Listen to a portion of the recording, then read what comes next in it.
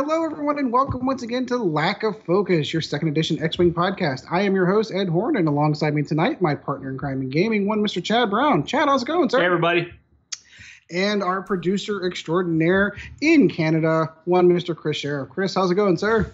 It's good, thanks, Ed. It's awesome to be here. How's life as a new dad, all by yourself? It's been an interesting couple of weeks. I think had some good days and some bad days. Today was particularly productive. I went for a walk for dogs down near a river. I think you liked my Facebook pictures. Yep, he's got the baby Bjorn on and everything. It's awesome. That was good. So I actually did loads today. I painted 11 Abram for Team Yankee. I'm doing a big game day in the store for that, so I had to clear away. Oh, I think we're getting ahead of ourselves. We haven't even gotten into flight deck yet. Oh, you should ask me. I'm being productive as a new dad. It's awesome. I did. Oh, okay. All right. Well, we'll get to that. So we've got a lot to cover. Obviously, we've got one article from FFG that's going to cover over the new fire spray. We kind of got some more insights into what's coming in that pack, and of course, our friends over at Bella Lost Souls have unpacked all of the conversion kits. So not only did we already see the leak of the Rebel one before, but now we have both the Imperial and the Scum one. So we're going to be talking about that as well, and that's going to be the main topic for the show tonight. So all of that and a lot more is coming up right after this.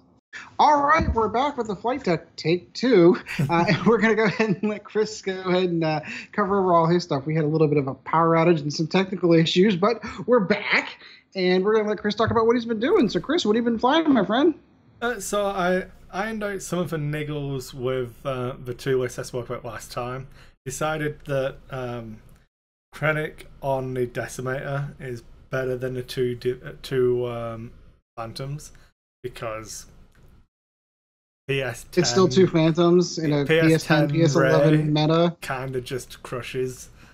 I couldn't keep both of them alive and couldn't burn Ray down quick enough.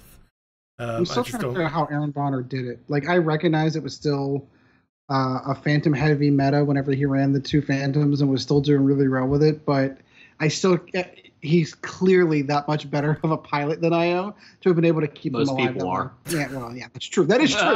There is some truth to that statement. And then I've worked on a new list where I'm going to try Vader with optimized prototype on him, and then Krennic in a Reaper it's just a PS1 Reaper with Krennic and Rebel Captive, and then two PS1 Strikers as well, and just do a Rogue One themed list because I really enjoy flying the flappy wings and all of that. Even though one of them doesn't flap. As I said last time, I think I'll break my Reaper. I'll force it to make them flap. Yeah. I know no one gets the benefit of the original cut for this one, so I'm going to ask the same question. Going back to your rack build, do you have a particular support ship that you prefer? Because I've heard a lot of folks really giving a lot of, especially with Krennic and Whisper, like trying to get that combo going. Do you have a preference for a support ship with rack? I still prefer rack and a defender if you can fit it all in. I was running Rexor at PS10 because there you go. You've got a defender, then you've got token stack inherent on the platform, shields. 4 shields, 3 hull, 3 green dice. It's a pretty solid ship to take down at that point. And then as offensive as Whisper is, having like fire control, stuff like that, kind of negates suspending a result to remove a shield. Whereas on a defender, you want to save your tokens for defense primarily anyway. Yeah. So I feel like you get more benefit out of it on a defender. That's my preference at the moment anyway. I've yet to have my opinion changed. Write in, send us an email with all of your reasons why Chris is wrong. We can do that. We've got that covered later in the show too. And the second thing I know that we covered in your original flight deck was your thoughts on the Reaper as a palp caddy. One of the things I've been running palp bases since it really kind of became a thing, and you basically did the same thing with the shuttle no matter who you ran. It kind of hung out in the background. You tried to keep it as live as long as possible to keep it out of combat. Don't dare go in with it if you don't, because once palp's gone, a lot of the viability. Yeah, exactly. A lot of the viability of the list goes away once he goes. So with the Reaper, the dial's a hell of a lot better. It's got an evade token. It can survive a lot easier. Granted, it's a point or two extra. What are your thoughts on those? So the choice, if you just straight up look between Reaper and Shuttle, I would always pick Reaper as the support ship with Palpatine on it. Lightweight frame, the evade, you can do so many shenanigans with the way Palp functions with lightweight frame. Having that evade token as well, it makes it a really survivable platform. It's just as offensively minded. Got the jam action in there as well for extra like functionality. I feel like it's a much more viable platform in the game, but it costs more. So it's, and Palp Aces isn't inherently about the aces, not about Palp. Yes. So if you're willing to drop down to an Inquisitor, an Omega Leader, something like that, instead of two more offensively minded aces, yeah, Reaper's awesome. But you really need to structure a list correctly to try and make it work, which is difficult. Yeah, see, that's kind of my feeling on it as well. Like, don't get me wrong, I get the benefits of having a faster ship that's more maneuverable, but if you're dumping more points into trying to make it A, more survivable, and B, more viable in combat to decide to try to survive contact, then the price you're paying are those aces that are then getting dropped down. So you're not getting your quick draws, you're not getting your quick draw Inquisitor combos, stuff like that. You really need to take a step down from those tier 1 aces, and I don't know that it's worth the exchange. You're looking at more into the Imperial A-holes kind of territory. Right, exactly. Like Inquisitor, Omega Leader, and Alpina Reaper. You can probably make that work, but then you really need the Reaper to be more survivable and add its offense to balance out the fact that you've lost out on a more offensively minded ace. But saying that, that might actually be an awesome build, because I don't know that I'd want to fly against a Reaper in the endgame when it's got Palp, lightweight frame, and an evade token. Yeah, because exactly. I think that could be a nightmare to try and burn down as well. So you're getting into I forgot the Decimator's name, where he has the evade dice once he's damaged. It's not Ken Kirk. It's it's Ken Kirk.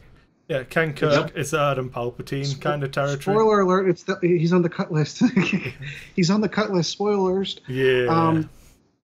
No Captain Kirk anymore. That's so weird to me. Anyway, we'll get into that. We'll totally get into that in the main. The other thing, I suppose, briefly that we covered for me was you were asking about me being a new dad, stay home dad, true. All of that stuff. So that's been going awesome. I'm gonna have to summarize because we've covered a lot more now. I don't want a flight deck to go on for 4 hours. Yeah, it's been that's really other show. Yeah, been a really interesting 2 weeks. Jill went back to work, not Monday, just gone the Monday before. So the Monday after we recorded was my first day as primary caregiver. On the job. Yeah. And yeah, it's been a really interesting, some really good days where I've got loads of stuff done. Today I managed to clean up my desk in the furnace room where I've got my airbrush and everything. I had a painting project to get done for the store. We're doing a big Team Yankee battle.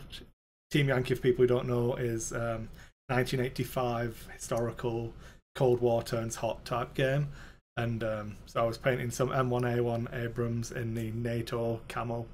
I was airbrushing brown and black onto my NATO green. And then I didn't get as much X-Wing played because Age of Sigmar happened, and I had to paint all of those in 2 days. The original flight deck was better, but I'm not going to go over it all again. And that's okay. Yeah, I think you're right. Yeah. All right, so I know Chad and I kind of like coincide because we play each other. Spoiler, I do not have to get hit this game. Chad does not get to punch me. See the happy face he's making right now because he really, really did want to do that. Wait. Open-handed I can still punch you if I want. He's true. He's absolutely right. There's nothing stopping me from punching you. This is true. Lack of focus does not condone violence unless it's for a swap bet. Exactly. But I got my 2 games in. They were both against him because you have an event you're going to, my friend. Nova. Nationals. You're going to be going down. You're flying pilots on what day? Saturday. So you're going to go down for the big event. Still kind of to decide what list you're taking, correct? Yeah. I had a Whisper, Suntir Fell, and Pure Sabak list. I wanted to try out, so I got a game in against your son. Mm-hmm. Played 4BZ. Trying to pull him back into the game slowly but surely. Yeah. I wouldn't have kicked his teeth in so hard had I known that. No, I think it's good. So, again, that was kind of one of those spur-of-the-moment kind of things. Like, I told you I wanted to meet up with you at the game store on Saturday, and as we're walking out the door, I'm like, hey, Gabe, do you want to play? Nope, not interested. I'm going to play on my Kindle. And then we get in the car, and he's like, you know what? I changed my mind. I want to play it. And I'm like, all right, well, since you didn't tell me that 2 hours ago, I don't have a list prepared. He's like, I'll just go grab something. So he literally opened up the case, grabbed 4B1Z, which is a list that he really kind of loved and adored when he was playing, and grabbed some stuff and managed to forget his dials, so I had to come back to the house to get them. So it's mostly not about win or loss at that point. For him, it's just getting him in and getting him playing, and that's what's really more important than anything else. Yeah, I whittled that list down to a B and a Z, and I still had the majority of my stuff going, and we decided to call it there. I have a sneaking suspicion that B's considering that awesome dial. I don't know you're going to be able to pull off that list in second edition. I don't know. I don't have any foreknown knowledge. I don't know anything. But judging from what's in the conversion kit, I don't think you're going to be able to squeeze 4 B's and a Z in the same list anymore. Maybe. I mean, it might happen. I don't know. I could be wrong. But if it is, he'll be eternally happy because he's just going to run the same list with a better dial on the B-Wing. My second game I played that day with that list didn't go so well. That would have been mine. Yeah, although Soontir with 1 round of shooting and Pure Sabak following the shuttle, range 1, only 1 damage card, so he's getting those like 5 dice shots. The shuttle went away pretty quickly. Yeah, that it did. I should probably explain the list because, again, we're doing this a second time. The list I'm running, I've been running Palp Aces forever. Since basically Palp Aces became a thing, that was one of the lists I've kind of attached and I've just kind of followed that meta through. Whenever it was, Fel Vader Palpatine was running those. Whenever we were doing, when the Inquisitor came out, then you swap Vader out for the Inquisitors. Then you had Palp Defenders, which is, I love that list. So slowly but surely, I've just kind of followed the same list as it's gone through its each iteration. That was not me who was playing it. That was just a dog, but I can edit. Oh, that was just the dog. Oh, I thought you were playing music on your phone. I thought there's a second dog. I was gonna say I could see the dog in the background sleeping. I forgot to shut the door when I came back downstairs after a power cut. That's okay. But in any case, so I'm running one of the current iterations, which is affectionately known as the Howard Aces, because of course the Howard brothers, they've definitely made that list quite famous. I'm running the VI variety of Quick Draw, so sitting at PS11, mostly because I didn't want to buy a U-Wing to get expertise.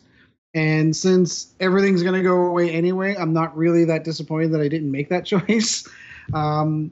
So yeah, basically it's the PS11 version of Quick Draw with the Inquisitor, stock standard Inquisitor, portion limit Inquisitor, and Captain Yours. So you get to do all the cool stuff where you're sucking focus off, stress. You're taking stress off of each ship. So you get to do cool things like sloops until he melts away. But you get to do cool things like sloops and K-turns and push the limit on the Inquisitor and not suffer the consequences from that, and then you just kind of blow all those with greens. So that first game obviously went pretty well for me, I think. I think we basically played a carbon copy opening engagement for both games, where I take one ship in the opening volley, I take it all the way down to one hull, and then ignore it for some reason, and never chase it down to get those final points off, which burned me both games. Yeah, but in defense, though, my ships, when you get like that one that just seems like that would be the easy one to just get rid of, once you get that down to one hull, it lives forever. Yeah.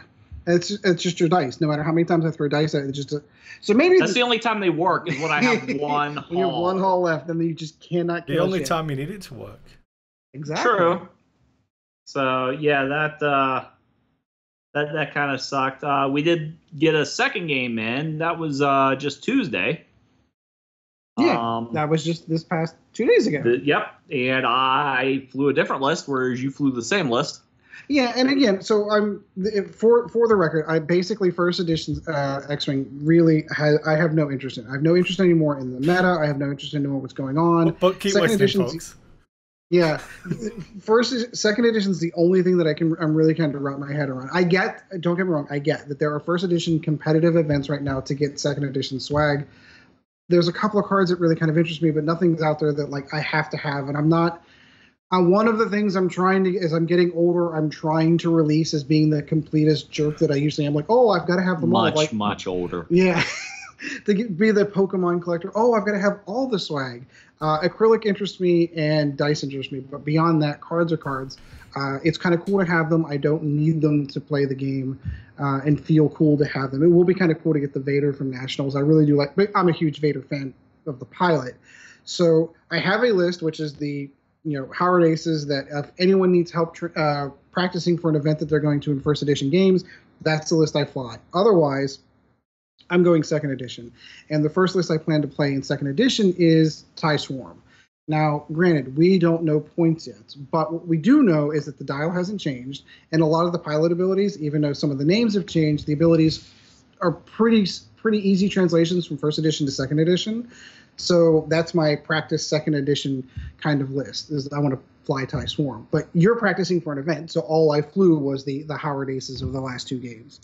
Yeah, that second game... a little bit different outcome. I had a little bit different of a list. I had... Yeah, this one wasn't even close. No.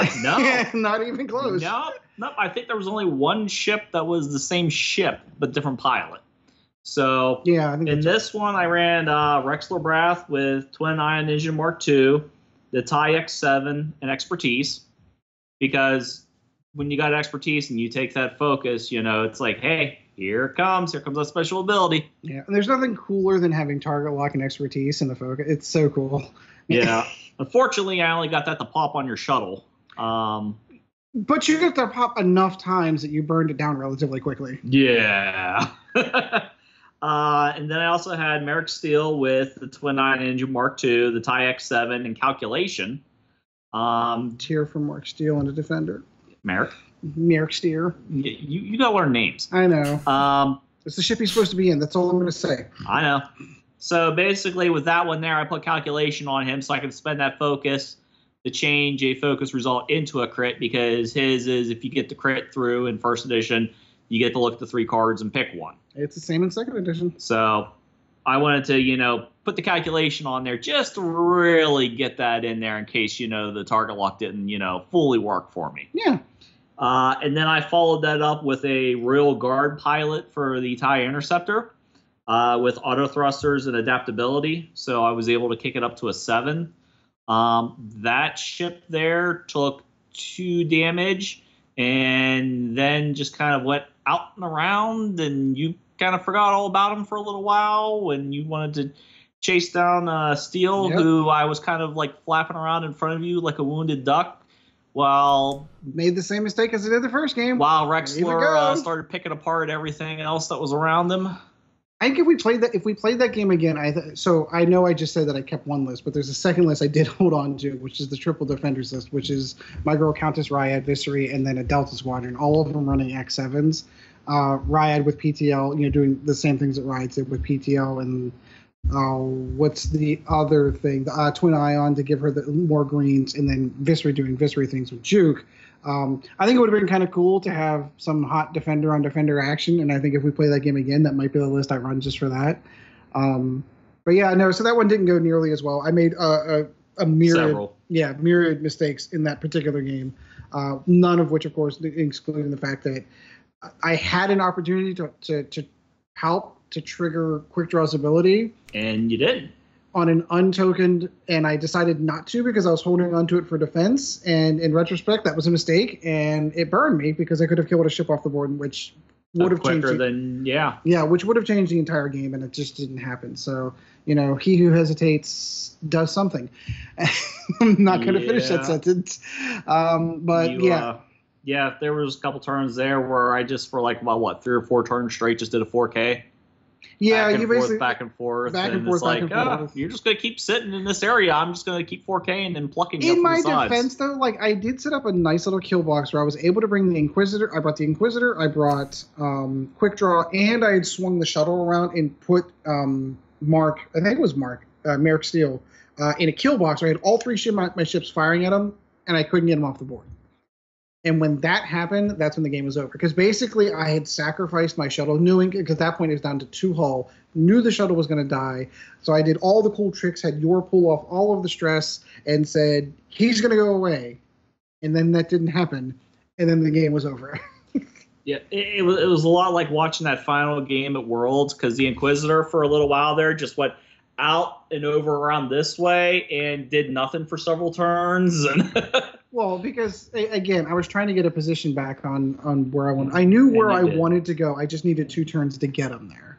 So, long story short, I went 1-1. Chad went 2-1 for that. It was kind of fun getting those games in. Yeah, I think I still need more practice. I didn't hit any rocks, not intentionally, and not unintentionally anyway. So I'm all right. But yeah, no, I think I'm going to steer clear of Whisper just because those higher pilot skills. I mean, it's hard to get your shots before Would you consider? Because I know you've got the Reaper. Would you consider putting Krennic on her? Because I think the last time you ran her with Rebel Captive. Rebel Captive. Thank you. I was drawing a blank there for a second. So I know you ran her with Rebel Captive, which is cool. Don't get me wrong. But if you gave her Krennic and then gave the prototype title to her, she'd get an extra shield. Can you give it to the same ship? Yeah. It doesn't have to be a different ship. I don't think so. Chris, can you correct me if I'm wrong? What was that, sorry? Chris, totally spaced out. Thanks, Chris. We were talking about if Whisper can put Krennic on herself and take the ability herself. Yeah. So Krennic can give it to the ship he's on. Yeah. As long as it meets the requirements. Okay. Correct. And then if you build it that way, she doesn't need fire control systems, correct? Doesn't need it. No, you are right. Because by shooting, you gain a take lock with the ship that Krennic's on. So no, you don't. Yeah, so you could drop off fire control systems and give her something else in that system slot. And but you lose out on Gunner or Rebel Captive. Yeah. Correct. Well, he was running her with Rebel Captive, so. And you're still getting shot at a lot before you recloak by higher pilot skills. Correct. Which is the bigger issue. But by opening up those system slots, it gives you a few other options you could toss in there. And with the extra shield, she's just a hair bit more survival. So just thoughts to consider. I mean, obviously you're going to take whatever you want to take. I'm just trying to toss out an idea for that. I also don't really think the Phantom's that playable in 2nd edition, so I'm not too concerned about flying it still. So I've heard that argument a couple of times now where folks are just like, well, I don't know how playable the Phantom is because of how the decloak works, but you don't know that they're not 8 points 1st edition equivalent cheaper. And doesn't matter. You don't think? Nope. If I can't recloak upon shooting, if I have to wait till the end of the turn to recloak, that ship is. But how is it any? You might as well not even have an advanced cloaking. That would be like not taking an advanced cloaking device as of right now. But how would it be any different than how Flying Suntir is now? Yeah. It's like Flying Suntir now. Yeah. So it's got the same attack dice. You've got a lot more maneuverability with the decloak, and that's why I'm really looking forward to seeing Echo in that mindset. Offense means a lot more than defense. Sorry, it's not. It's like Flying Suntir now. Right. If turrets didn't exist. Right. Exactly. So, and again, I have no advanced knowledge. We have no advanced knowledge of how point costs are going to work out. That's one of the weird things about trying to evaluate 2nd edition. You see all these cool abilities, but until you know the point cost, you really don't know if something's good or bad. But if, for example, because of losing how advanced cloaking device works, because losing one attack die, the Phantoms came down in cost significantly, they still might be viable, I think. No. All right, I think my second list will have a Phantom in just to see, because I really want to fly Echo. Good. You put Echo in there and don't put advanced cloaking device on it. We'll see how well it works. I'm not talking. Put Stygianium particle accelerator on it. Yeah. I'm not talking 1st edition rules. I'm talking 2nd edition. I'm kind of curious to see how they fly in 2nd. Anyway, so that's going to cover our flight decks. And right now, we're going to add in an additional team member. Hopefully, we'll see how this goes as we move on to our day 2 of recording. And let's see what happens. All right, and we're back into the next day, and we've got an addition to the show. Now, I'm not sure where he is video-wise, but one of these two folks is going to be our 4th chair, and that is going to be Sean Dorsey. Sean, how are you doing, my friend? Doing all right. Surviving and getting back into the swing of things. Outstanding. So you obviously didn't get the opportunity to be on episode 1, so I'm going to give you the opportunity real quick to kind of give an introduction to who you are, where you've come from, and a little bit of your gaming history. And then we're in the middle of the flight deck right now. You can kind of tell us what you've been flying lately. So history-wise, I've been out of X-Wing for about a year and a half now, but getting back in with 2.0. I started in 2012. I'm from Omaha, Nebraska. And I used to run events. I've done some of the high points are what's that? We're affectionately known as the X-Wing TO man for the longest time. Used to be, yep. That's how we met, by the way. Correct. And my history with the show is because of that. But 2014, I ran the event at Gen Con, and then I was a judge at Worlds in 2014. 2016, I believe it was 2016. So whenever they did the first system open at Adepticon, I was a judge there, and then I ran all the hangar bays there. That was pretty cool because I was by myself for most of that. I had Brent Wong with me. He came and helped me out with that, and then 2017, after playing in the Adepticon tournament, I went into retirement. I just felt that the game had, gotten too far beyond what I enjoyed. So, but with the release of 2.0 and seeing how they're changing it and the ways that they're making the game a lot better, I'm back. And I'll be playing. I won't be running any events. We have a great TO in Omaha named Patrick McDonald. So he took over the league and took over running all the events locally. And hi, Patrick. Hi, Patrick. We like Patrick. Miss Patrick's you. cool. Yeah, and if you're a fan of the former show, Patrick had been on an episode. I think it was our Worlds episode in 16. Correct. He was 15, in. I think. Was it 15? It might have been 15. 15. Yeah, 15. Yeah, when it was when we're all everybody crammed into a hotel room around one microphone. But I actually played him at Worlds, and he beat me with a Miranda list. It was the most enjoyable game I've ever lost because he's such a gentleman to play. And I play you all the time, so it was kind of cool to play someone who you lose to me all the time. I lose you all the time, but Patrick, it was just something very different about him, and just meeting him was kind of cool, and losing to him eventually was really kind of cool. Right, Patrick is very gentlemanly when he plays, where other people can get a little hot around the collar. He just takes it in stride. He's a great guy, great friend. But now, coming back, when we talked about, reforming the podcast and, going through the 6 weeks of trying to figure out a name and everything else to move away to move away from the former branding and everything. It's been a great experience. Of course, I've been out for 4 weeks at least, where I had some health issues that were pretty serious. So now I'm feeling better, and it still may be hit and miss with shows, but I'll be back, hopefully full swing, within the next few weeks, and this is just the preseason. Don't worry about it. Whenever September rolls around and second edition rolls out, we'll be good. We don't need you for the preseason games. We're good. It's once we get the regular season, we'll be hoping you're in full form by then. Right, yeah, I'm like the third string kicker that gets, I'm actually, what's a good way to put it? What do they call the goalie that's, the local guy from, the local guy that's the third backup goalie in case two goalies go down, they have to have one. That's more what I am. Emergency goalie. Emergency goalie. That's what I am for the show. So, but really, I haven't been flying much. I've been mostly just trying to get a grasp on what's going on with the 2.0 game. I may play in a tournament coming up here. If I do, it'll be a Han. Going back, kind of a old school build with a Han shoots first style list. Oh, there you go. Han with 2 reds, just to get that out of the system before 2.0 comes on and turrets are no more as far as what we know them today. So I'm real excited about 2.0. I'm excited about the state of the game.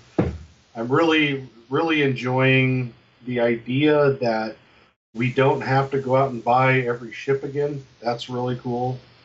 The best part is, though, is I get to empty my book pretty much into a trash can. The legendary book. Legendary book, empty it into a trash can and start over, which is actually what I've been waiting for more than anything else, since I started losing interest in X-Wing at about Wave 7. Right after, it was like the second or third. Hold your thought on that, Sean, because at the end of the show we're going to do some questions, and one of the questions might involve losing interest in 1.0, so gotcha. we'll save those thoughts. Sounds good. But other than that, I'm ready to go. I'm actually waiting. Can't wait for 2.0 to come out. I'm really looking forward to the different variations in the game and how you build. I really and I say this a lot in our off conversations, but we need the app before we need the game so we can understand how to build the game. Unfortunately, that's not going to happen, but it'd be great to see how all of this stuff interacts, in the game, and we just won't know until we start seeing that app. Yeah, that's kind of the same thing that I thought. Like, it's really difficult to kind of assess whenever we see some of these reveal articles or things like the Bow of Lost Souls unboxings. You're like, okay, so I get an idea of where they're going with mechanically with the game and what abilities the pilots are going to have and what, certain crew and certain upgrades are going to do. But without point costs, it's really difficult to say, oh, that's really, really good, or, oh, that's really, really bad. It's so difficult. So, like, right now you're just kind of getting an idea of the mechanics, and that's about it.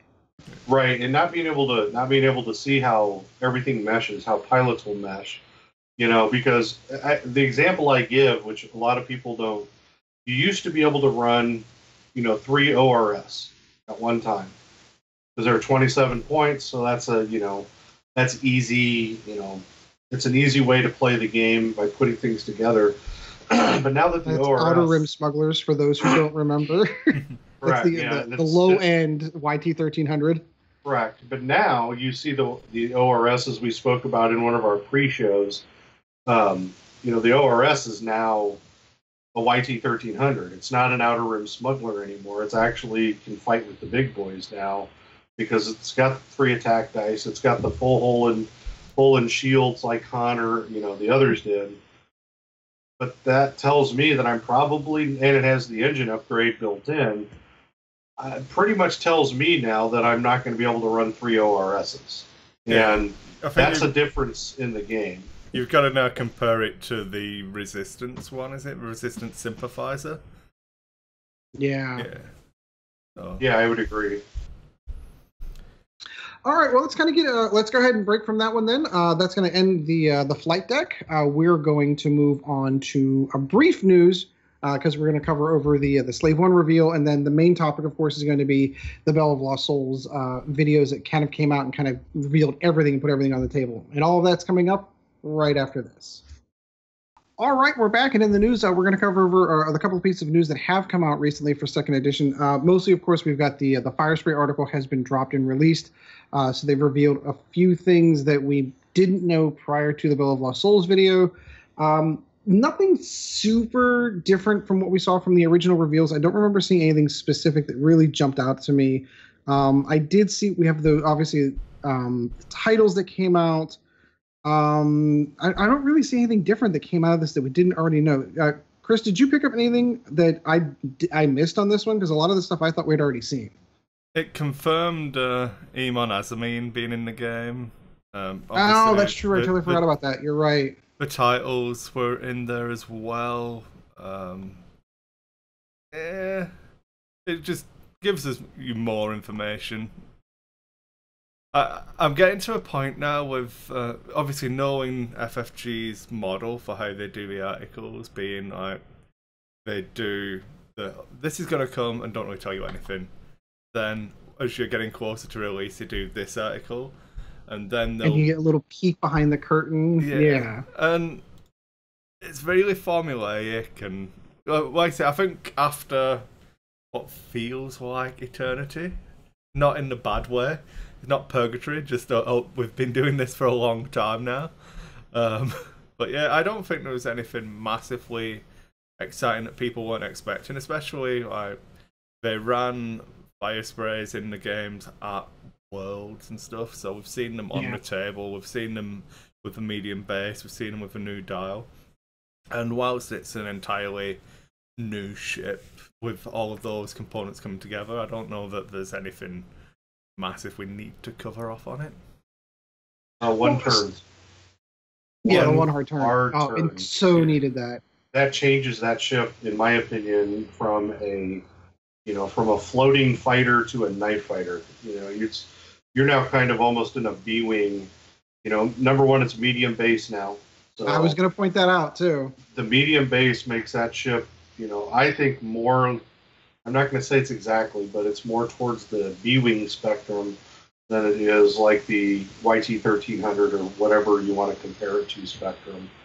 I think that is amazing. I also think, and correct me if I'm wrong, I'm not 100% up on everything, but isn't it scum only now? Yeah. Yes, it's scum only. So unfortunately. Yeah, so they took Imperial Boba Fett's ability and they baked it into the ship, and then they retained Scum Boba Fett's pseudo ability translated to second edition. So like all of the pilots that we know of, because I'm trying to think of who the Imperial pilot, because obviously you had Boba, I think the bounty hunter Crassus and Kath. Yeah, Kath, which never made sense that she was in the Imperial anyway, but they didn't really have much to kind of work off of or go off of. Scum didn't exist I know when she's it your came girl. out. I'm sorry, Chad. Got to bring that up, man. That's harsh. I do. So yeah, everything is just moving. It is a Scum only ship. I am kind of curious to see if it was. How else do I try to put this one? Because now knowing that we have the Bell of Lost Souls unboxings, like we know everything that comes out of it. And since the fire spray is in wave 1, we have it completely revealed. We know everything that's going to be in that ship. So we get to have the bounty hunter instead of a Mandalorian mercenary. Yeah, that's the difference. I knew one of them. One of the generics dropped off. Yeah. Well, but yeah, no. So that's really kind of about it for what was official news. I do want to take 5 seconds to kind of I'm curious as to why FFG decided to do those unboxing videos as early as they did. Because, Chris, you were kind of alluding to it, that FFG had always done this slow burn whenever it came to revealing information. And then it was like, boom, here's everything. Like, they didn't reveal all of the pilots, but they revealed all of the dials, all of, a lot of the upgrades, a lot of the pilots, what the generics, what the baked-in abilities were. And that was just like a huge info dump all at once. And I'm really kind of curious as to what the decision-making process on that was. If I had to guess, I would say that it's more to do with X-Wing having a relatively large community for an FFG get out. It must be... I don't know that it would be bigger than Netrunner, but seeing as Netrunner is going away, sad times. Sad times. And the change to 2.0 is such a big thing that they were getting out in front of it and just controlling the flow of information. It really having having an on-point PR game with it and doing all of that. I just think that they've handled it really well. Oh yeah, no, I'm not disagreeing. It's just different. It's a different tone shift from what they usually do. Not really. I mean, when you think about how many pilots there are and all the upgrades and everything, the information that they gave in those videos isn't really that much when you think of the whole grand scale of everything. They're giving you the conversion of everything that's existed before 2.0. Man, that's There's a good point. Tons and tons and tons of stuff to cover. They're like, hey, here's a TIE interceptor. Here's one pilot. Here's what the dial looks like. Yeah, they didn't spoil all the upgrades, all the pilots. It was just a small slice of each one. That is a good point, and it's a good way to kind of look at it to see where your favorite ships are going dial-wise and basically hull shields-wise. You kind of get an idea. Like, you have no idea what upgrades they have. Right. You can take guesses, but that's all going to be F-driven. You have no idea points cost. So, like, really, in the end, I guess revealing just the dials and the hull shields and kind of their stats like kind of thing. One pilot and the dial, and maybe, like, oh, well, this guy had a favorite for this one. I mean, it's not much more information than you would get when they would release, here's a picture of everything that's coming in this pack. You can see one pilot, you might see a couple upgrades, Instead, this time they are like, here's the dial instead of showing you some of the upgrades you're getting with it. I think that makes sense to me. And they did kind of pocket those first edition booster packs that go in there, like if you're not going to go and buy the Wave 1 ships, they held those pilots back from the reveal. Mm-hmm. So yeah, I guess I can kind of see that one. It's also, I think, to settle the masses. Yeah. Yes. A big thing, that was happening, I think, in the community was you had a lot of people that were freaking out. You had those that were, I'm going to jump ship. I don't want to spend $50 on, upgrading. I don't want to do this. I don't want to. Well, when you can see everything, when it becomes a tangible thing, the argument goes away, or at least you have a better case to state if you're Fantasy Flight for keeping the people that want to jump ship. And, for me, what the reveal does is it gives me enough to make me excited again for the game. That's what the reveal did for me, is being able to see, absolutely, being able to see the ships. And I really like how they've kind of shifted from pilot skill to the initiative skill, taking it kind of towards the way they've done with their newer the newer tabletop miniature games that they have. I think that works. I think it's a good way of doing it, and it also like has been said 1,000 times, it also makes it so for us as players, at least we have an idea. What we don't know, and I've said it already, is the app. We just don't know how it's all going to piece together, but they're giving us all the elements to that. And when the app comes out, I think you're going to see video after video after video of how the app works, and not from Fantasy Flight per se. They may do one, but it'll be people just out there playing around, building builds, and I think that'll make the excitement just I tend to agree. I hear a lot of people talking about what they think the early meta for second edition is going to be like, and I'm like, how do you even know? Like, okay, we can look at a couple of things like Dash. Dash looks like he's going to be really good. TIE Swarm might be really good. We don't know because it is mostly it's the token stacking clearly seems to be being removed from the game. You're not going to be able to do a lot of the turtling up that you used to be able to do, where you just stack tokens and say, aha, you can't hit me. So it looks like a lot of that. Yeah, a lot of that is going out of the game. So we can kind of get a guess at what looks like it's going to be good. But until points cost, like if Dash is 110 points, and he can only take one, maybe two escort ships that are really small, then maybe that build isn't as good as everyone thinks it might be. If you can't get 8 TIE fighters in a list or 7 TIE fighters in a list, maybe that list isn't as good as it sounds like it's going to be. We just don't know yet. What really is impressive to me, though, is to be able to sit down and look at what the abilities and see where they're going mechanically in the game. This is a conversation I know that Chris and I kind of had, we all had off camera, where if you start trying to build lists in second edition, just looking at some of the pilots, they all look like they're mediocre. Like no list jumps out and stands out and says, "Ooh, this looks like it's going to be great with this combo and this combo." Like those killer combos just don't feel like they're there. Like the power level of the game feel like it's dropped down, which is leading more towards a how good of a pilot are you kind of meta. And that's really what I'm looking forward to, because if I can outfly you, then I think I'm all right. I can handle that, as opposed to trying to punch through 8,000 tokens. Oh, good luck trying to outfly me. I didn't say you. I noticed I didn't point at you. I went that way. So, one of the other bits of news, obviously coming from episode 1, we were discussing Swords, Renegades, and the Reaper, and the lack of quick build options in there. Oh, yeah. What happened with that? So, I'm not got too much to say, but we'll leave it as when they were developed, quick builds might have not existed.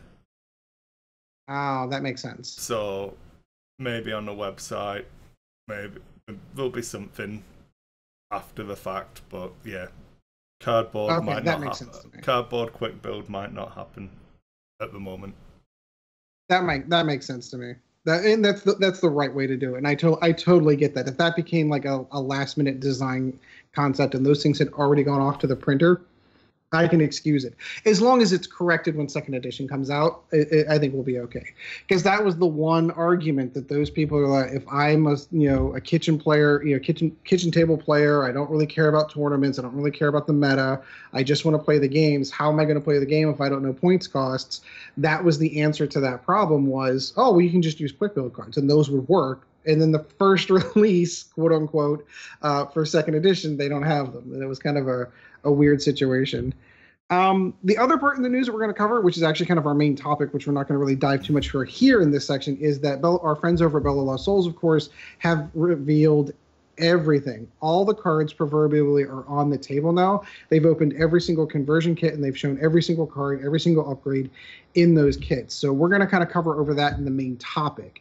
We're not going to cover over every card. If by this point in time that you're hearing this, those have been out for almost a week now, so you've seen everything you wanted to see. We're just going to kind of give our thoughts on those particular ships and maybe highlight a handful of things.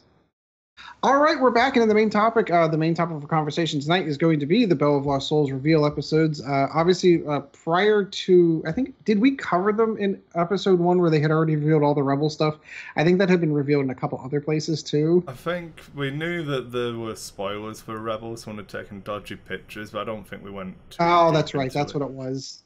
Yeah, so even though Bell of Lost Souls did kind of do it, somebody had already done it before them kind of thing. But they were the first, at least that I was aware of, that had really done the Imperial, and they had done Scum the following day, just right over here in the U.S., right around the 4th of July is when all this stuff started popping out. Canada Day weekend.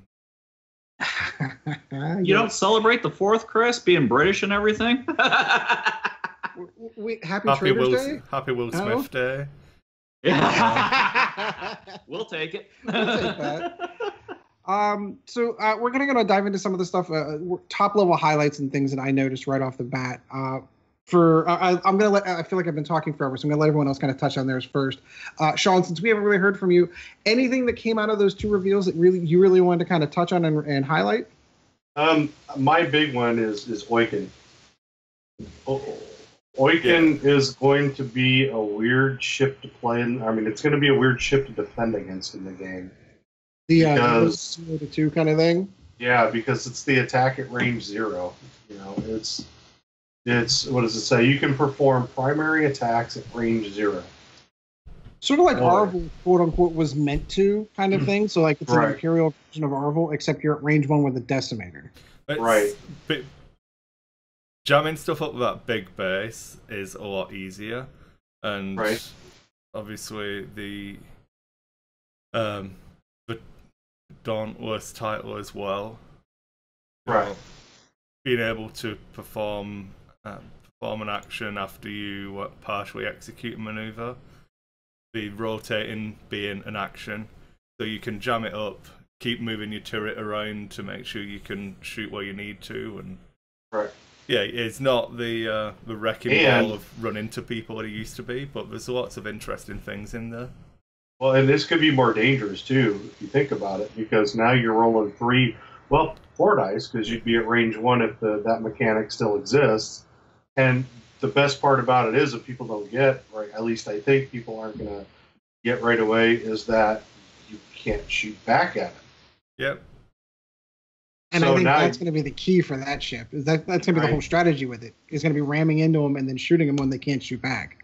Correct. And that's a scary thought, because if you can keep that ship alive long enough to do whatever your primary ship is in the game, that's going to do whatever it's doing, not only do you have a ship that takes the element of actions away, you know, it removes a whole big piece of the game, but now you're also able to do damage, not just 1 point of damage, but you're able to do up to, you know, potentially 4 points. And that's a great, you know, if you want to strip tokens off people or anything like that off their primary ship, and you know how to pilot this thing, and with the Dauntless title, you're going to be able to do some in-close damage and then just make that ship naked to the world. And then, you know, if you can line it up, take a veteran turret gunner, because we'd think it would have a turret with the number of crew slots it had for the Empire. So you can like shoot a person in front of you, shoot people who are behind you. You get some value out of that. If they're lucky, they both slammed into you, and you can just hit them both and laugh maniacally as it's happening. Right. And my only other thing, and I've already talked about this, didn't come from Bell of Lost Souls, but or at least I don't think it did 100%. But Boba Fett, the dial change on Boba Fett, I think makes Boba Fett more effective in the game, and it compels me. I used to like Boba Fett, but I didn't like the fact that that ship was designed. If you go to the lore of it, that ship is designed as a knife fighter, not just a long range or a broad tactical fighter. That ship was, he could do hairpin turns and things like that. Now they put it in the game. Now you put it on a medium base, and I'm excited to see what we can do with Boba Fett. Yeah.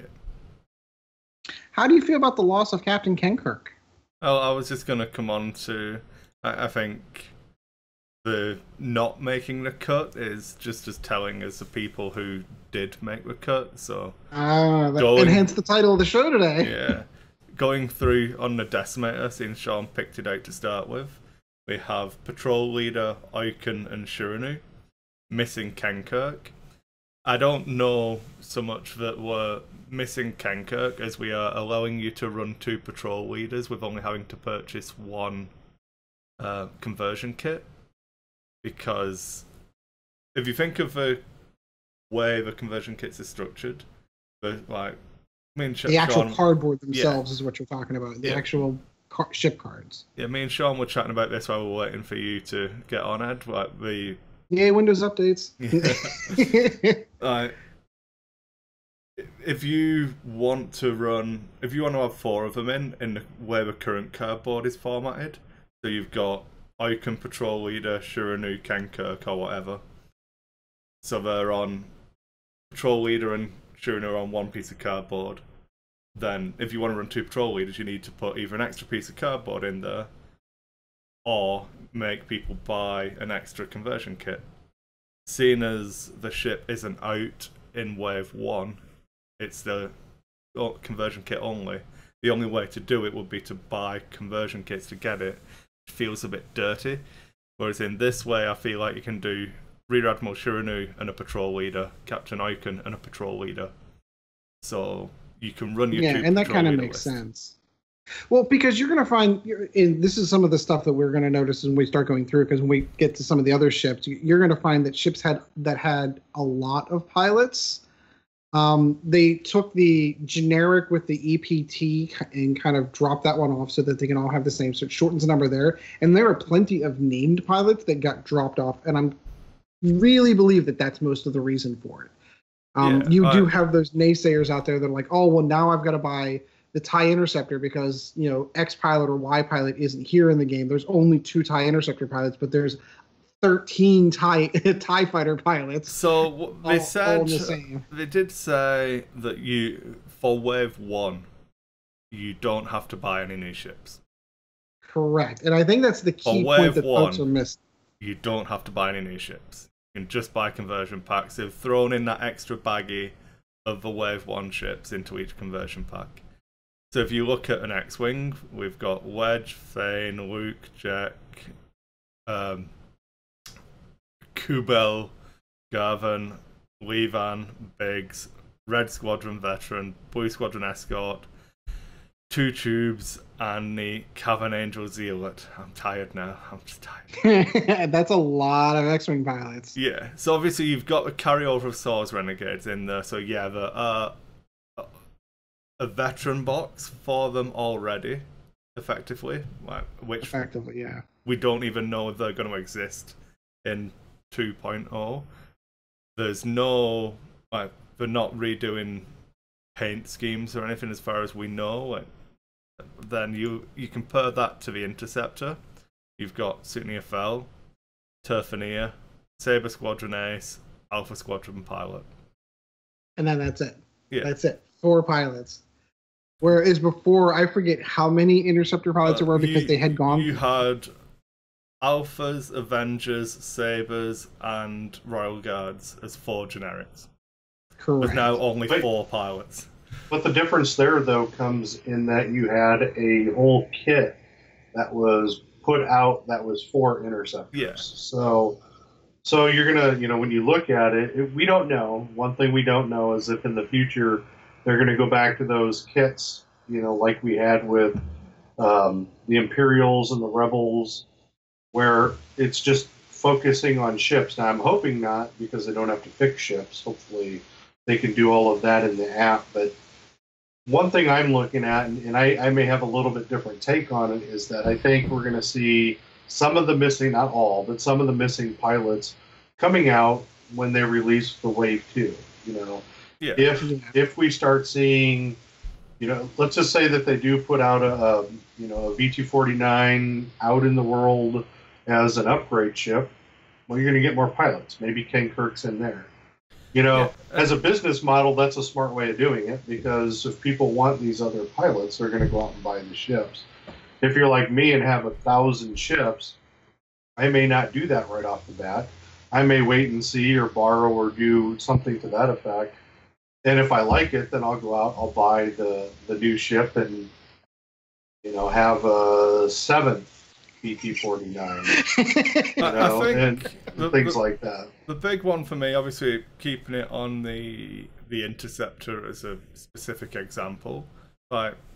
So I've lost Carnage as one of the interceptors I used to enjoy flying. Yes. But realistically, Bell's Wrath, Kirk Kairos, Lieutenant Law, I don't know, there's another one in there that I'm missing.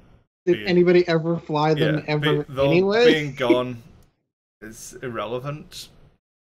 But yeah, there's gonna be like that one guy who's gonna write in and tell me how much they hate me now. I love Fell's Wrath. But like, you've got interceptors, you can fly them. Look at how many ships are in these conversion packs. Do you really want to add in double that number of ships and then try and balance the game? Right. And that's a fair point. Give them some time to actually get the game out, get what we have balanced. Then you'll get something new. It might not be a Carnage Axe, it might be some other person who does something similar to what Carnage did. And that's one of the other things that you can see from their design space and what they were doing is that they were taking, because FFG was allowed some latitude to pull in EU characters for that, especially in the early days whenever it was still under George Lucas's LFL, that they were allowed to kind of pull from the EU for ships and characters. And now that we're kind of under the Disney umbrella, some of those EU characters are rotating out of the game and they're being replaced with canonical characters. So they'll have the same ability, in some cases have the same artwork as what used to be an EU character, and then they just changed the name of. So of course, like Colonel Jendon or Captain Yor, for example, got changed on the shuttle to a different character. Same artwork, different character name, but that character is canon, and the other one was EU. Pretty sure. So that kind of makes sense. They actually spoke about it, didn't they? If it was Minister Tour in the when FFG did the unboxing of the Imperial one. I'm pretty sure they spoke about the fact that like you don't have Izanissard anymore. You've got Minister Tour who kind of fits the deal. She just wants to survive and get away, which fills that same design space, but is now a more modern character, which will sit with the modern audience. So that's what they did. They swapped Izan out for her, and I don't blame them. Find it hard to care, to be honest with you. I mean, I read those books. I read the X-Wing books. I enjoyed the character.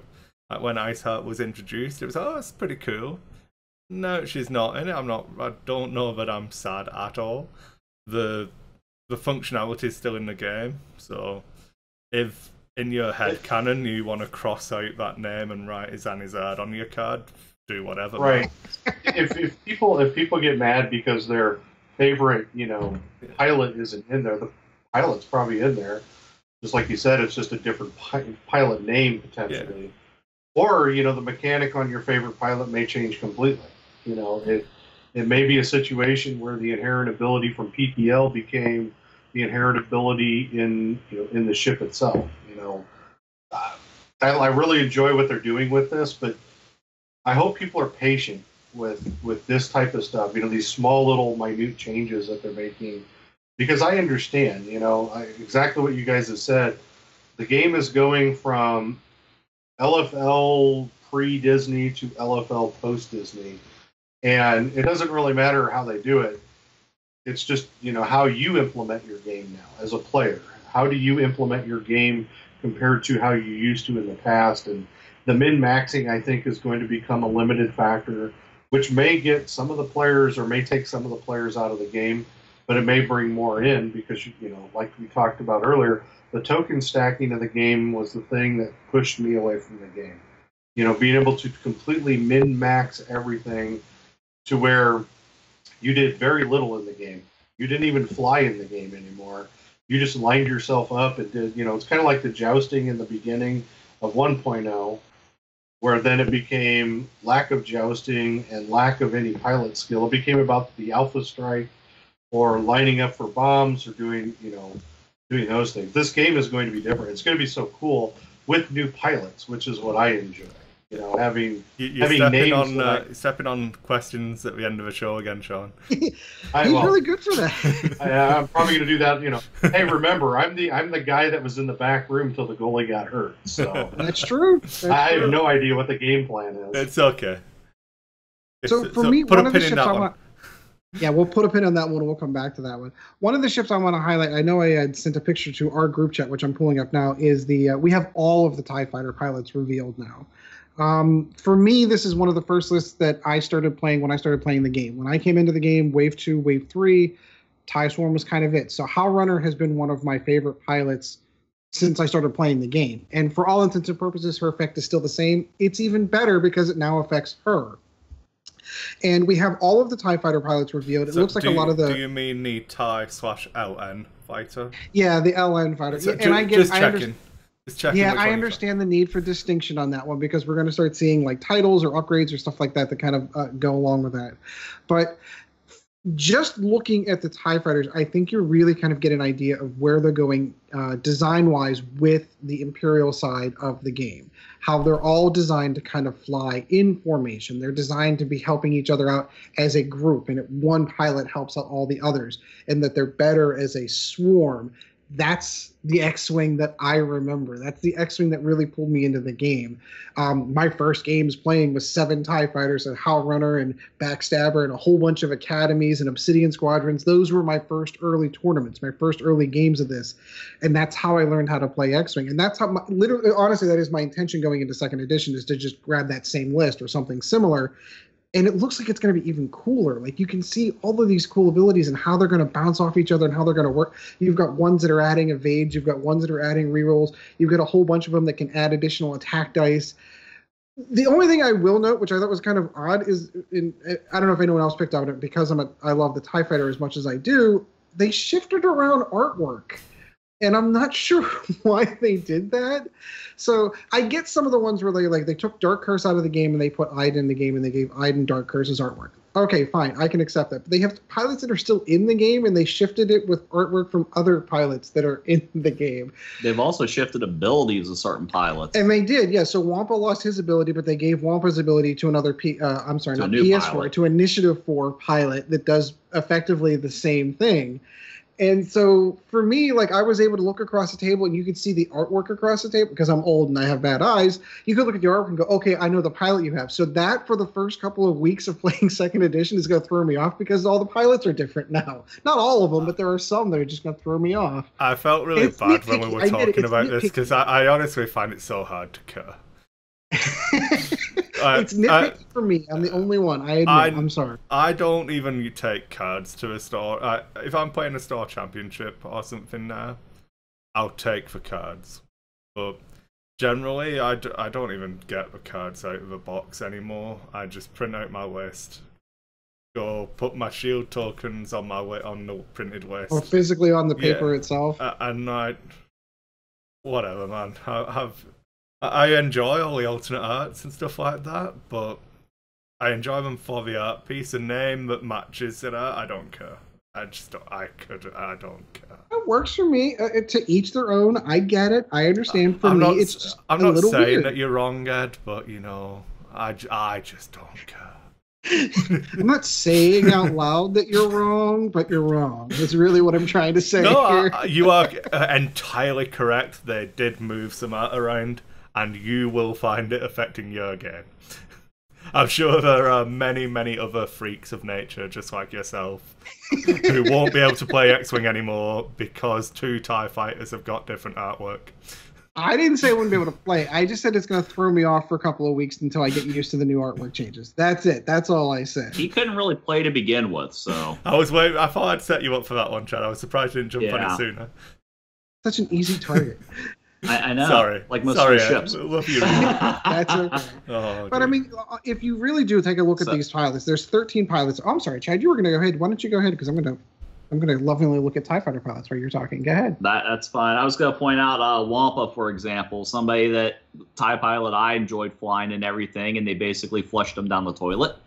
I don't know. I think Wampa's ability is really good. So, did you guys read the entire card, though? Why don't you read it for us, Chad? Since we're talking about Wampa, this is kind of your older. So okay, they dropped him down to Initiative 1, which he was a PS4 before. Which, if they'd have made him a 2, I would have kind of understood.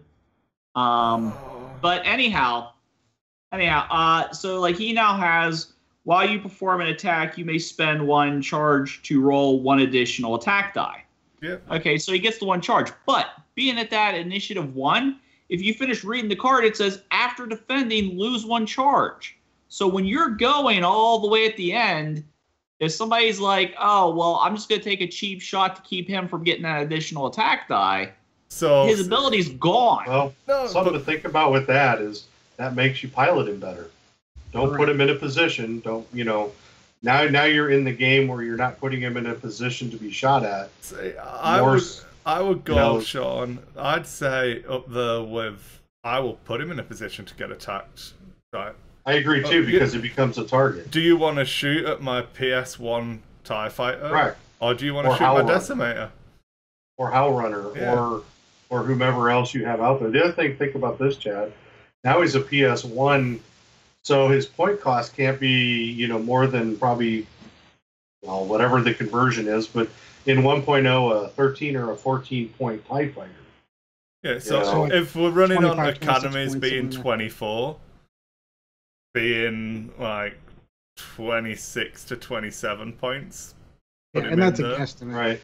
Right now he's 14 at Pilot Skill 4. Yeah. Maybe he's still the same, but you put him in a better position. He's more effective being a target than he is, playing him the way you used to play him. Because at Pilot Skill 4, he sat in no man's lane. Yeah, especially when you've got, if you think you've got Howl Runner in a list, Wampa, Inden Verso, and then what's one of the other ones that rolls more attack dice? So we'll go Mauler. It's Mauler, and then Gideon Mask is another one that rolls additional attack dice. Yeah. So it's weird for me because I can sit there and look at, there's 2 different variant lists I can already see coming out of this. Like you can go the Howl Runner, and I'm going to roll a whole bunch of additional attack dice with pilots like Wampa, Gideon, Mauler, or you can go the other way, the more defensive ones, where you can roll with Howl Runner that's allowing you to reroll attack dice, and Del Miko that's allowing you to reroll a defense dice, and then Iden who's actually pulling damage off of key characters that you don't want to. Like you can build an offensive or a defensive TIE Swarm, and just all of these intricate little variations just in one list is like, I'm super excited. I cannot wait to start list building with this once the app comes out. That's one. If you've got Howl Runner, Inden Verso, Wampa, and another TIE Fighter, which one do you shoot at? Do you kill Wampa to stop, or do you throw an attack at Wampa to turn that attack off? Or do you leave that attack so you can try and take out the rerolls? If you try and take out the rerolls, are they going to use Inden Verso's charge to completely negate the fact you attack them anyway? See, I was thinking the other way with Wampa. I thought Wampa was really kind of cool with his new ability at PS1 because he's a great blocker. So like you throw him into the mix, get his focus token, block someone, everyone kind of jams up so nobody can actually kind of shoot at him because they're all touching him, and then he can pick a target over there with his focus token and 3 attack dice. Like, if you fly none him... None of these are wrong, but that's what I mean. The fact that Wampa doesn't have the spend a crit, deal a damage doesn't mean that it's bad, it's just complete... For me, I really like this ability. I don't care the fact that it's called Wampa, and Wampa's ability is now on. And the artwork's different. Is it Cern Mariner? I don't know. It's Chaser's artwork. Yeah. It's in Wampa's ability went on to somebody else's PS4. Yeah, Wampa went to the PS4. Again, if you want to, get a crayon out, change the name on your card so the PS4 person's Wampa. Get a crayon out. So the biggest problem with this whole Switch, I think, is the fact that a lot of people who've been playing the game for quite some time know that Wampa does this or Scourge does that. And now that they've shuffled all the abilities around, you're going to go into a tournament, and for like the first maybe month or so, you're going to see pilots be like, okay, so who's that? Oh, that's Wampa. Okay, I remember Wampa does this. And no, he doesn't do that. You've got to relearn what pilots do. It's only like a new wave coming out. You've got to learn. It's almost like a new game. Yeah. It's almost like it's a new game. Like a new game. Yeah. It's not a new wave. You got to realize the whole game, like Sean says. Well, and I do have a question because I'm not as familiar because I don't pay that much attention to like the totality of all of this. Are these from the conversion kit, or are these from the core set and the conversion kit? Core set, conversion kit, and the expansion pack. Okay, so this is everything that's been revealed to date from everything. Yeah. When I look at this, the one thing I see in all of this is that they didn't mess with the swarm, and that's what I enjoy the most about that. I'm never going to play them because for whatever reason, I can't fly a ship that doesn't have a one straight. I don't know why, but so that's why Imperials are pretty much going to be flushed for me when it comes to this game. I'll buy the expansion if my son decides to play, but I'll never play them unless it's sure now. I will play the Decimator because those get are your fun. double Decimator list back out. Yeah, get that back out. But and Sean, I'd go an extra step further and say not only did they not mess with the swarm, I think with some of the pilots and the abilities that they've added, I think they've improved the swarm significantly. And what's cool is that means that we may see swarms relevant, like I'm gonna try out in the wild anyway. Because if they've limited turrets and they've limited all these other things, swarms are going to be. I used to love playing against swarms. I think I had my most success against swarms. I think my biggest wins when I beat Doug Kinney in Iowa. He was, or in Kansas City maybe, he was flying a swarm. When I beat Aaron from OCX, I think he was flying a swarm. That's when I was flying double Decimators. And I think the most success I ever had in tournaments was when I played against multiple swarm lists. And I'm excited to see him back. I think that's a base part of the game that was lost. And I'm hoping that it all comes back and becomes a big part of the meta again. Yeah, for me, all the things that took swarms out of the meta, when you start talking about effective turreted ships, I mean, turrets were always kind of a part of the game, but swarms were always able to do enough damage that they killed Han.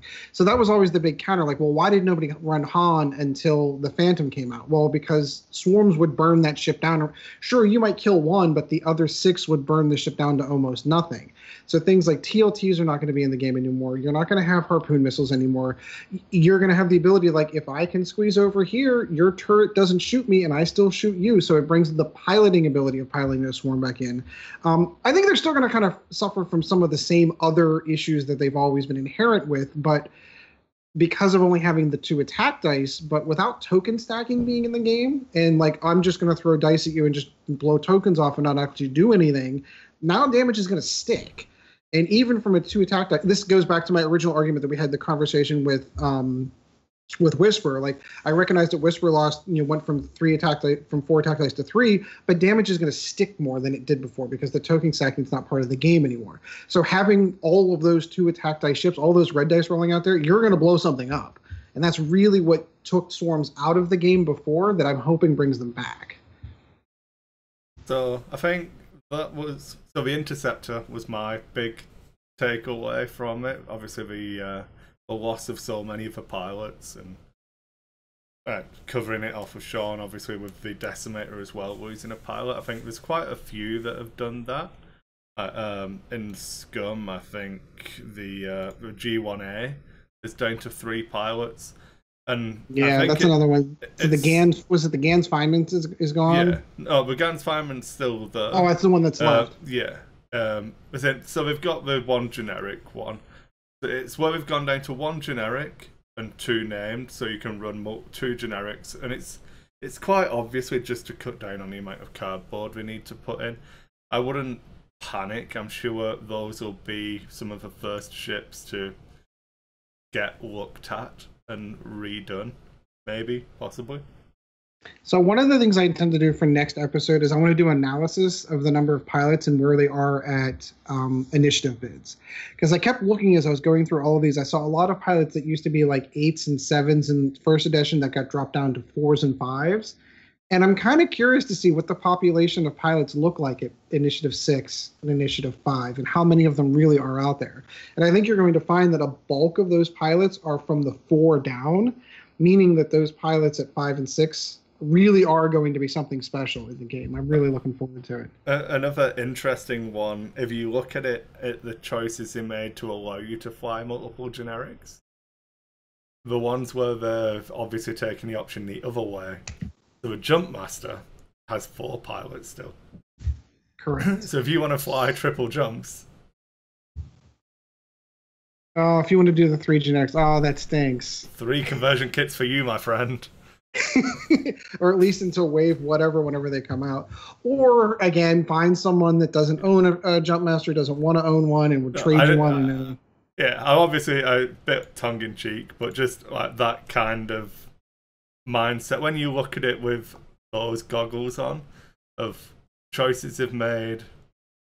So, like, the E-Wing... So not knowing point cost, though, Chris, to point that out, is you can assume that today. You know, this is where this is the hard part with this game right now, is not knowing point cost. So you don't know if you can run triple jumps or not. You know, you don't know. I'm pretty sure you can. I'd expect that you'd be able to run 2 of them. 2 of them, right? And that will be the limit.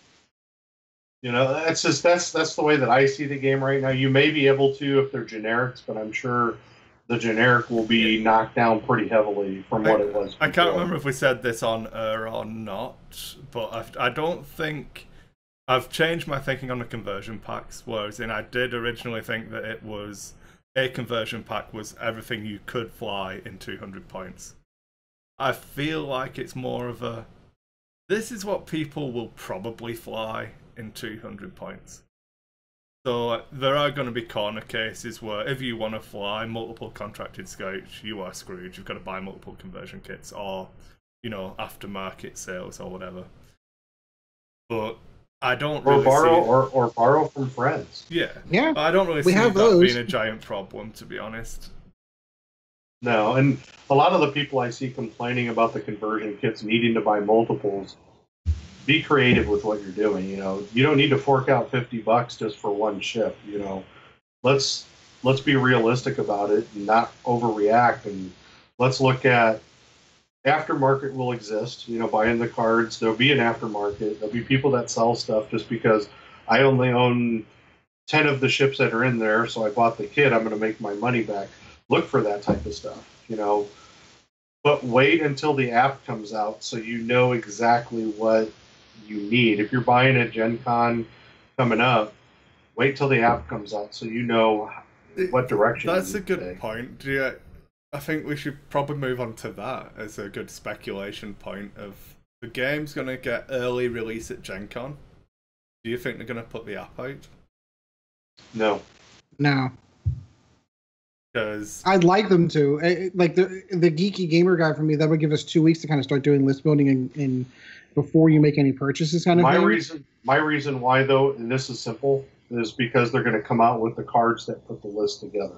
Yeah, so there'll be quick builds only from Gen Con. I think so. Right. And I think I think the tournament at Gen Con will probably be quick builds too. Yeah. It won't be outrageous, you know, here's the free or you know, they'll tell you what you can build type thing. But I think that's what part of the quick builds are for too. It's not just for the casual player. It's also for the pre-release side, so you can start putting some of this together and use their threat value as the method of building. Well, it makes me wonder if like the release event, because they said they were going to do a release event. It was the Battle of Yavin. If it's going to be quick build kind of thing, and I don't know if it's official like out there or if it's just speculation. It's going to be quick builds, but that would make sense because basically people can crack open the boxes, put ships on cards, and then go. And that's really, I think, probably ideal. Yeah. Anything else on the conversion kits? Because I know we've got a list of questions we need to get through from the audience that I'd love to answer. And I know we have a hard stop in 24 minutes, so Chris can go to work. Yeah. So we'll have to. Yeah, exactly. Well, the power cut out, and that really didn't help. We could have gotten through a lot of this. So, Chad, I'm going to kick it over to you for questions from the fans. We need a cool Star Wars title. Sorry, I was going to say, do you want to do this segment in the closing out the show and listener questions and closing out the show?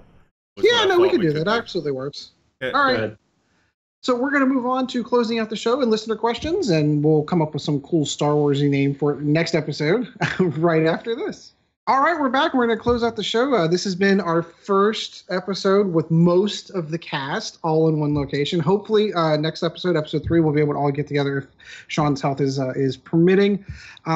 To close out the show, though, I know Chris put out a question on the Facebook page for listener questions, so we're going to move that on to From the HoloNet, or whatever we decided to go from the community. We'll come up with a more official title for it later, but Chad's got a list of questions. I have not cheated. I have not looked at any of these questions, so I'm going to let him roll off with some questions, and we'll throw some answers out. All right, we're going to go ahead and start off with the one that was kind of alluded to slightly earlier. This question comes from Gustavo Archila II. I hope I pronounced that right. Our newest Patreon. Our newest Patreon. Yay. So, hey, awesome. And I've also noticed on the Facebook page he's been, commenting and, doing this and that. So it's, Thanks a lot, man. That's awesome. Thank you. He's a good fan here. And then he gets to be first on the list because... I believe, if I remember correctly, when Nova Squadron Radio shut down, Gustavo actually donated to the GoFundMe to help us try and get the episodes transferred over to NSR that's Squadron. awesome. So he's been a fan for quite a while. So. I thought you were going to cry there, Ed. No, I sneezed, I was trying not to get that on Sean's mic. Yeah. So, hey, man, if you're ever at a tournament, come say hi. I'd like to meet you. Yeah, absolutely. So he asked this question, and I know everybody wants to hear this. When do you think that X-Wing 1.0 started going south? Sean kind of started into this one earlier. All right, I'll let everyone else answer, then I'll throw mine in. I'm just going to say... Sean, why don't we start with you, yeah. About Wave 7. It's to me, it started going off the rails, after the Scum and Villainy release. And the second part to me was when they tried to reintroduce and make bombs kind of a big part of the ordnance, a big part of the game. And then they started building to that. I know some people will say TLT. Some people even go earlier with. I've heard people say actually Wave 2 when they introduced, Han Solo and the YT. And that full-blown turret that's built into the ship rather than an add-on like the Y-Wings. So I wouldn't say a wave specifically. It's a consequence of Wave 4 for me. But the actual errata to cloaking would be when it stopped being about the player figuring out a way to get better and beat what was in front of them and started being about, okay, this is actually a competitive game now where we need to try and balance everything. And once that's acknowledged and you errata a card to make it not work how it originally did and you start trying to bring everything in line, that makes it a different game. So I would say the errata to cloaking was... At the time, it didn't feel like it was going downhill, but that would be the point where I look back and think that little thing of making it more tournament-centric and all about perfect balance is what started this chain rolling to where we are now, where we've got the app coming and all of that. And I still enjoyed playing in Wave 4, and it's been a gradual thing, but I'd say that for me is the point that if I had to look back, that I would point to. Chad? For me... Seeing as how we kind of jumped in at the tail end of Wave 3, we were there. Tail end of Wave 2. It was 2? Tail end of Wave 2. We were there. We were there for Wave 3 when the first regionals we went to was in Wave 3, and then it was during Wave 3. Yeah, and then we went to the Wave 4 release. Right. So we've been in this game a long time. We've been in the game a long time, but at about Wave 4, when that first came out, I remember the wave coming out, and it's like, oh, here's the E-Wing, here's the cheap, Headhunter, here's the Defender, here's the Phantom. And at that point on, I noticed that if you want to do good at tournaments or all that, you need to be flying the new stuff. Like older lists dropped off, and it wasn't feasible to fly, something, from a wave or two ago anymore. You wanted to win, you had to fly whatever the new stuff was out. And that's one of the reasons I liked X-Wing better than the Star Trek version. Was the Star Trek version gave special ships to tournament winners, and that was the only way you could get it. So if you went to a tournament and you've never won any of those ships were overpowered, and those people were just constantly winning tournaments because they had the overpowered stuff. Yep. But in X-Wing, it was more, everybody has the overpowered stuff. You have to have the new stuff, otherwise don't look to be doing that great. Now, there are a few exceptions here and there of people who really know how to fly. They have really good dice luck. They know how to make great combos. But the majority of the people I've always felt, are like, oh, well, this is the new hotness, so this is what you have to fly. It's been designed to replace last wave's, new hotness. So if I had to single out a specific event where I felt that X-Wing started to take a turn for the worst, I happen to be in the camp with Chris, where I like to think that the nerf to TIE Phantoms and how decloaking worked really kind of felt like it was reactionary towards the community, as opposed. And don't get me wrong, I totally get the argument of having predefined knowledge and being able to make corrections after the fact. I totally get that, and I was sort of okay with it at the time. But if I had to single out a single individual event that I felt like started the downward spiral, we spoke on our previous podcast for years about how ordnance didn't work in the game. They were too expensive, and they didn't work. Nobody ever took torpedoes. Nobody ever took missiles because they were so expensive, and they always required to have a target lock, and then you had to spend it. The mechanics didn't work. And I felt like FFG tried to correct the ship whenever the Jumpmaster 5000 came out, and then that really felt like it started a chain reaction of events that just started spiraling out of control. I'm not entirely on board with all of the token stacking, but up until that point, token stacking had been part of the game. Whenever the TIE Interceptor came out in Wave 2, one of the best pilots to take was Soontir Fel, and Soontir Fel token stacked the whole game, and the game survived during the course of all of that time frame. It didn't break the game. He was a tough pilot to kill, but it didn't break it. Even with Palpatine out, and it was really annoying to kind of shoot him and try to kill him with Palpatine, but Palpatine only ever worked once. But I really felt when they tried to adjust the ship for ordnance, they went too far in the one direction. And that's where, to me, I felt like the game completely shifted tone. Starting with the Jumpmaster list, the triple Jumpmaster list, but rolling through whenever bombs are coming in, and hey, you can't fly aces anymore because of all these bombs that do damage for you, and you don't even get dice rolls for them. It's when it started getting to that part of the game that I felt like it really started to lose its essence, because then it didn't become about piloting anymore. It became about who can build the biggest combos, like boom, boom, boom, I'm going to drop 4 damage right through your shields, and nobody's going to be able to stop anything. You don't even get to roll dice. That's where I was like, all right, I'm done. That's where in my mind, that's where it really kind of went the wrong way. That was a long answer, so we're going to shorten up some of these other ones. That was, yeah. Because it's not a single direct point for that one. So the next question here, this is a pretty easy one. We got Jerry Holt. Hope that was correct on that one. He asked, what are the different ways of engagement, and how can you practice that? Different ways of engagement. I mean, there are a few different ways. Obviously, the jousting, the alpha strikes, things of that nature. Practicing, it's like when you practice chess by yourself. Just set up what you want to practice on your side, and across the table from you, just set up like a generic list, or even like maybe even the most common list, and just have them, okay, this is how that list would normally engage, and then you can practice your engagement and against that. You already know what they're going to do, but there's probably a main topic in that question somewhere.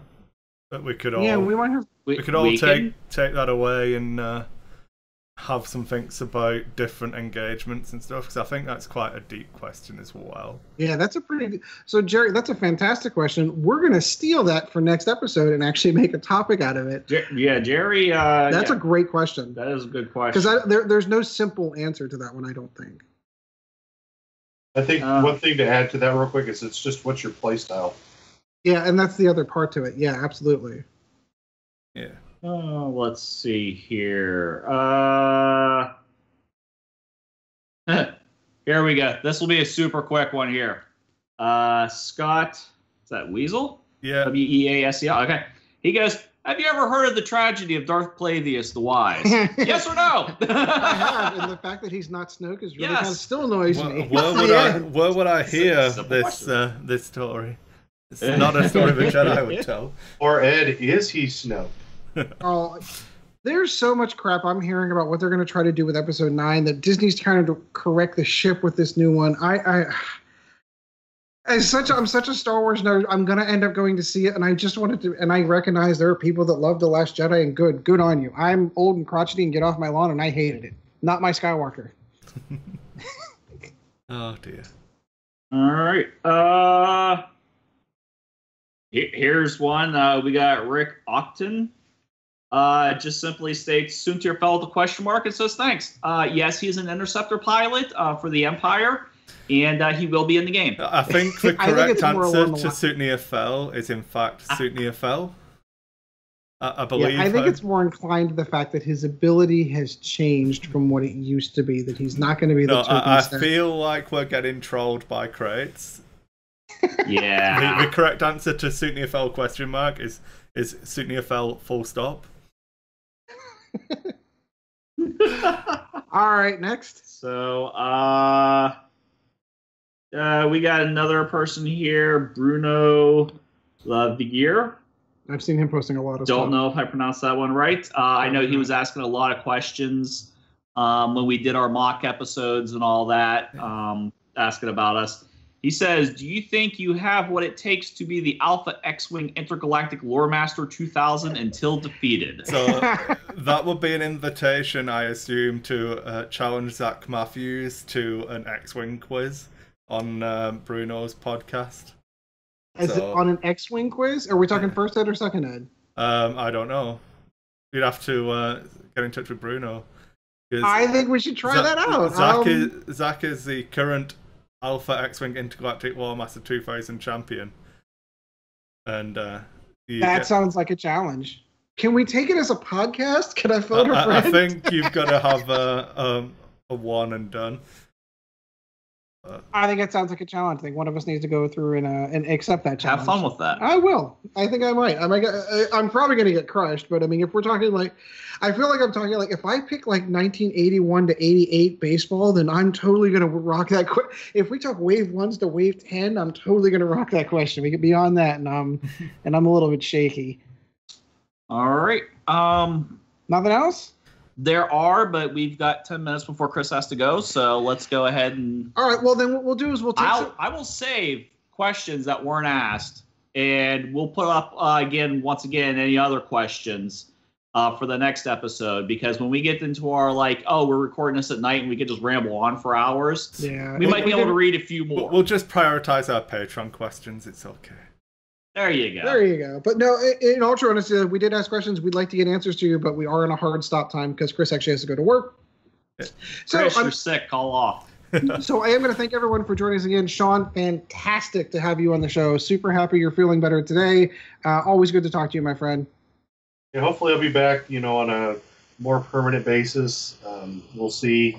But the inspiration I have is I got my Sergeant Jyn Erso black box figure, which, tells me that Rogue One went through a lot of changes.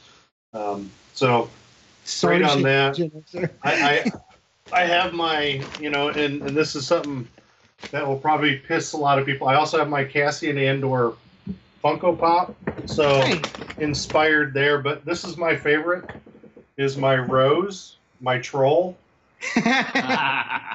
For everyone who's so I have a lot of inspiration to come back. My goal is to hopefully from here on out be back permanently, or at least on as close to permanent basis as possible. Every fourth chair, and it is yours. It's got your name on it. Every hockey team needs the emergency goalie. So.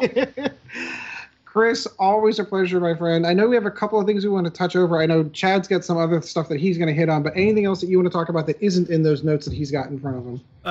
I can't remember what notes Chad has got now, so I'll just go over my stuff and then Chad will recover. I was going to say, didn't you meet some T-shirt people?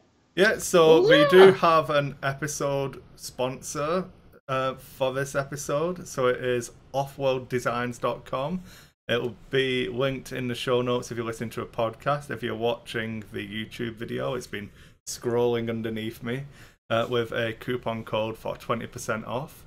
18 CONPC on type that in at your checkout and you'll get 20% off some funky t-shirts. I was wearing the main one, the logo. The logo, yeah. The logo that cool dragon one. I have my Grumpy Cat. Grumpy Cat with Rock Falls, everybody dies. Everyone dies. Good. Behind a DM screen. But yeah, so if anyone else is obviously looking for a podcast to sponsor, we are now shills and we'll take all of your no money because they didn't actually pay us. They just said, I've got a coupon code if your viewers want cheaper stuff. So, but yeah, if you want to sponsor us, we'll happily chill ourselves out for money. Yeah, remember all those great commercials we had from before? We could do that for you. We can do that again. We do have a Patreon now. I posted it on the Facebook page that we'd set it up. You currently have... Guys, going to hit on that in the link. Yeah, 2 Patreons set up. Dice 8 Productions gives us $5, so whoever that guy is, that guy's awesome. Top. You should probably search for Dice 8 Productions and support Might not be all a bad of them. idea. Just because how they support us. And obviously we also mentioned Gustavo jumped in and we are doing it as a per episode Patreon at the moment, just so that if we all fall off the face of the earth and stop doing episodes, we don't take any of your money. Yeah, that's always good. But it is worthwhile noting that if we decide to do an episode, a bonus episode and stuff, we're planning on there only being 1 episode every 2 weeks. And it's all on the Patreon, but I think Chad's got all this information anyway, so I'm probably stealing stuff from him. So I'll shut up. Do you have the email address as well, Chad? I have the email address. Yep. I've got nothing else to say. I'm done. Chad, always good to talk to you, my friend. Hey, always a pleasure to be here. As always, I'd like to say thank you to all the fans, for those who are listening and those who are watching. On Dice 8's YouTube channel, check that out. Dice 8 YouTube channel, the various audio formats that are out there that we send out. Everybody asks us for, Podbean or SoundCloud or iTunes, all that kind of stuff. That's what the Patreon's for. Yep, that's what Patreon. Patreon.com/lackofFocus is where you can find us there. Of course, there is lackoffocuspodcast@gmail.com. So go ahead and send us any of your questions, comments, obscene things remarks. Like that. Yeah. The Facebook page, always keep an eye on us there. Chris has put up when we're recording. He put up the hey, ask us questions. Yeah, we did do the complete full conversion over from the old Nova Squadron Radio Facebook page is now the Lack of Focus podcast radio. So yeah, if you like Nova Squadron Radio's Facebook page, then you also like Lack of Focus. You're on our list already.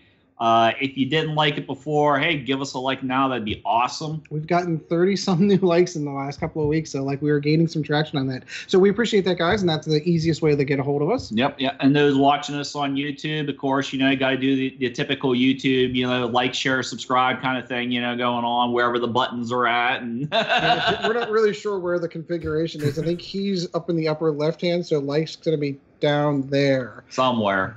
I don't know where. That way, down there. It's below the video. You see all the little bells and subscribe buttons. Those would be awesome. Let Chris know that you like what we're doing and everything, so that he doesn't lose interest and keeps us going. He is the fuel that feeds his fire. Anything else there, Chad? No, that's all I have. That covers all your stuff? Yeah, that covered lots of stuff. It did. We'll keep that up. All right, I want to thank everyone once again. Always appreciate you guys listening. Next week, we're going to try to cover over some of the new questions, anything new that comes out. But until then, as always, guys, fly casual.